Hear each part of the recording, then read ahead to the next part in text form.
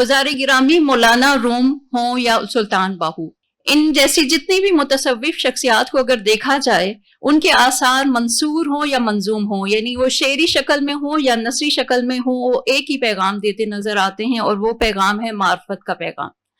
अब मार्फत है क्या? मेरी नजर में मार्फत वो चीज है जो एक आम इंसान को इंसान कामिल होने का फन सिखाती है, और उसको याद दिलाती है कि इंसान को अल्लाह ताला ने अपना नाइब बना के भेजा था, और अब उसने अपने उस नयाबत के वज़ाइफ को किस तरह से सही तरह से समझना है और उन पे अमल पैरा होना है, ताकि वो एक इंसान कामिल का मजहर बन सके। इसके लिए मौलाना के वो अशार जो हमें इकबाल की कुलियात फारसी में बिल्कुल आगाज में तमहीदी तौर पर मिलते हैं, और मौलाना ने मेरा ख्याल है उसमें इंसान का मुकम्मल एक निचोड़ बना के पेश कर दिया, और कल से ये कई दफा पढ़े भी गए, लेकिन मैं इनको दोबारा दोहराना चाहती हूँ अपनी इस बात को मुकम्मल करने के लिए। कहते हैं, दी शेख बा चराग हमी गश्त गिरदे शहर, कस्दीद दब मलूलम इंसानम आरजूस, जिन हमराहा ने सुस्त नासिर दिलम गिरफ्त, शीरे खुदा और रुस्तम दस्तानम आरजूस्त, गोफ्तंद याफ्त मी नशवत जुस्त इम्मा,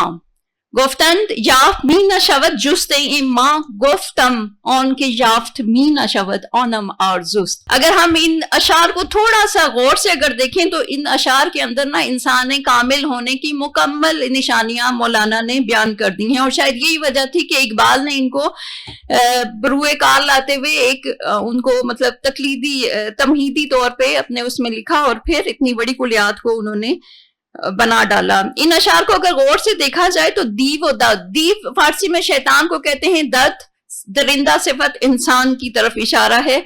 दूसरी तरफ शीरे खुदा, शीरे खुदा आपको पता है हजरत अली करमुल्लाह वजह की जात है, जो हिकमत, इल्म और बहादुरी का मजहर समझी जाती है। और फिर तीसरी जो उन्होंने बात की, रुस्तम में दास्तान, दास्तान का बेटा रुस्तम जो शाहनामा फिरदौसी का हीरो या कहरमान है, और मस्बत खुसूसियात का हामिल दाना शख्स। तो अगर हम इसका निचोड़ देखें तो अगर इंसान अपने अंदर दरिंदगी को और शैतानी सिफात को खत्म करने में कामयाब हो जाए तो यकीनन जो है वो एक इंसान कामिल बन सकता है।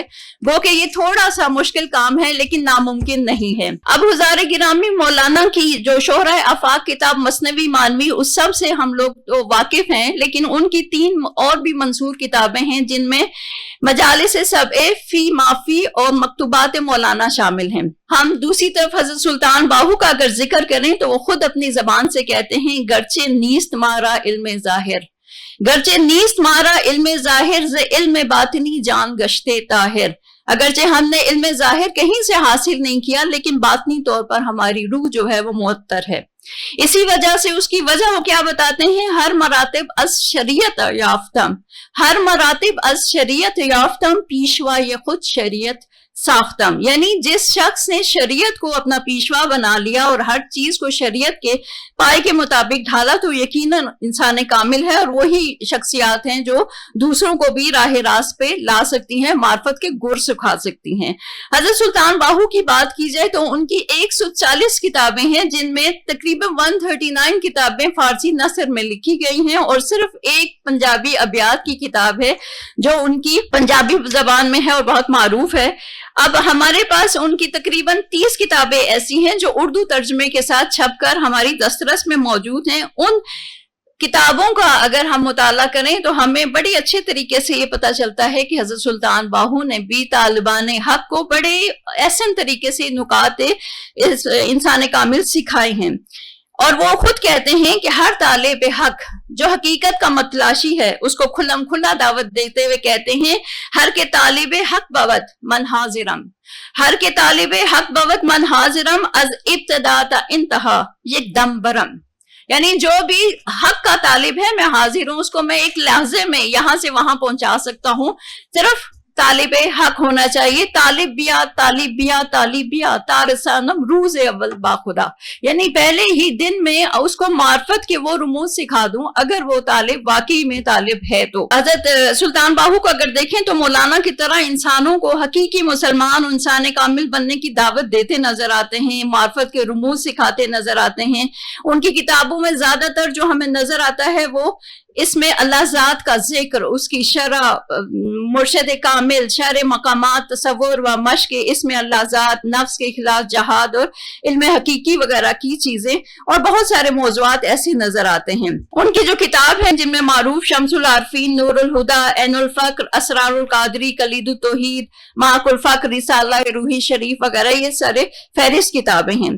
اب دونوں ہی عرفہ و اعلیٰ شخصیات کو اگر بے نظر عمیق جائزہ لیا جائے تو دونوں ہی کے زمانوں میں بہت فرق ہے، لیکن اغراض و مقاصد کے لحاظ سے دونوں شخصیات اپنے ایک دوسرے کے بہت قریب محسوس ہوتی ہیں۔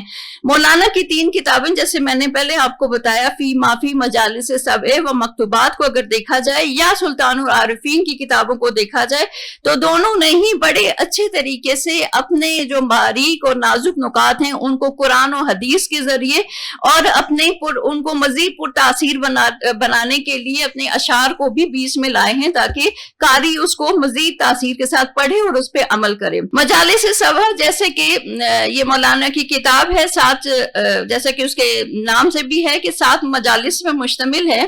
اس میں مولانا نے انسان کو دین کی باتوں کی درست تفہیم کے اغراض سے بہت سی قرآنی آیات، احادیث، روایات کا استعمال کیا ہے تاکہ لوگ اب تک صحیح معنوں میں اپنے سچے دین یعنی اسلام کے ساتھ جڑے رہیں۔ اس کی ایک مثال میں دیتی ہوں کہ مجلس اول میں وہ تقویٰ پرہیزگاری کے لحاظ سے ایک حدیث مبارکہ بیان کرتے ہیں، کہتے ہیں کہ آپ صلی اللہ علیہ وسلم نے فرمایا، میری کوئی امت ایسی نہیں جو میری امت سے برتر ہو، اور کوئی دین نہیں جو میرے دین کو منسوخ کر سکے، لیکن میری امت اس وقت بے رونقی کا شکار ہوگی جب وہ فساد کا شکار ہوگی۔ پوچھا گیا یا رسول اللہ فساد سے کیا مراد ہے آپ کی؟ تو کہنے لگے جب میری امت وہ قیمتی لباس جس کو تقویٰ کہتے ہیں اس کو اتار پھینکے گی، جب وہ اتار پھینکے گی تو وہ اس وقت بے وقت ہو جائے گی اور کوئی بھی اس کا خریدار نہ ہوگا۔ اسی چیز کو آگے بڑھاتے ہوئے مولانا عشق حقیقی اور معرفت سے بے بہرہ لوگوں کے بارے میں کہتے ہیں کہ یہ دنیا کی ظاہری چکا چوند میں اتنے کھو جاتے ہیں کہ اپنے اصل مقصد کو ہی بھول بیٹھتے ہیں۔ اس صورت میں مزید اس کو پر تاثیر بنانے کے لیے وہ ایک لومڑی کی مثال دیتے ہیں کہ وہ ایک جنگل میں پہنچتی ہے، درخت کے ساتھ اس کو ایک ڈھول لٹکا ہوا نظر آتا ہے، جب کبھی ہوا چلتی تو ڈھول وہ شاخوں کے ساتھ ٹکراتا اور آواز پیدا ہوتی۔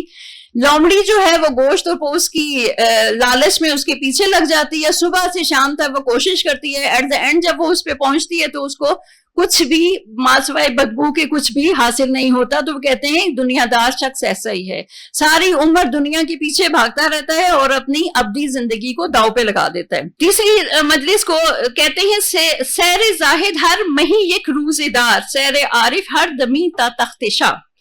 کہتے ہیں کہ زاہد کی جو سیر ہے نا، ہو سکتا ہے وہ 1 مہینے میں 1 دن کا سفر طے کرے، لیکن عارف کی جو سیر ہے وہ ایک دم میں، ایک لحظے میں اللہ تعالیٰ کی ذات تک پہنچانے کا وسیلہ بن سکتی ہے۔